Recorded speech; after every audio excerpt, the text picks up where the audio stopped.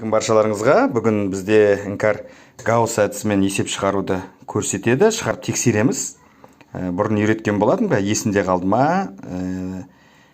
тексереміз. В общем, мынандай есептің шарты мынандай: бірден, например, 50-ға дейінгі сандардың қосындысы қанша болады? Өз-өзіне 1 плюс 2 плюс 3 деген сияқты бір-біріне 50-ге дейін қосса, бұлай ойша отырып қосу өте көп уақыт кетеді.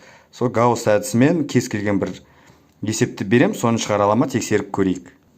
В общем, осындай есеп беріп жатырмын. Ара қашықтықтар бірдей болу керек. Мысалға 2 қосу 4 қосу 6 деп сөйтіп 40-қа дейін. 2-ден 40-қа дейінгі санның қосындысы қалай? Кеттік, шығарамыз, бастаймыз. Бірінші 2 қосу 40 деп. Молодец. Шығарамыз, көбейтеміз. 40-тың жартысы 20 болады. 2-ге бөлсек 20 раз.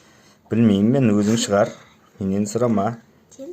Енді біз 42-ні 10-ға көбейтеміз. Оны қаяқтан алдың, түсіндіріп жібер. 42-ні 10-ға, неге 10-ға? Өйткені біз 20-ны 2-ге бөлуіміз керек. 10 болады, жақсы шығарса 42 шығар. Дұрыс, олай болады екен. 42-ні 10-ға көбейтсек? Жауабы 420. Жауабы 420 дейді. Так, жауабы 442-ні 10-ға көбейтсек 420. Так, негізі бұлай жазудың қажет жоқ деп ойлаймын. 42-ні сразу 10-ға ойша көбейтіп үйрену керек. Молодец. Дұрыс болса лайк басып, комментария ойларыңызды жазыңыздар.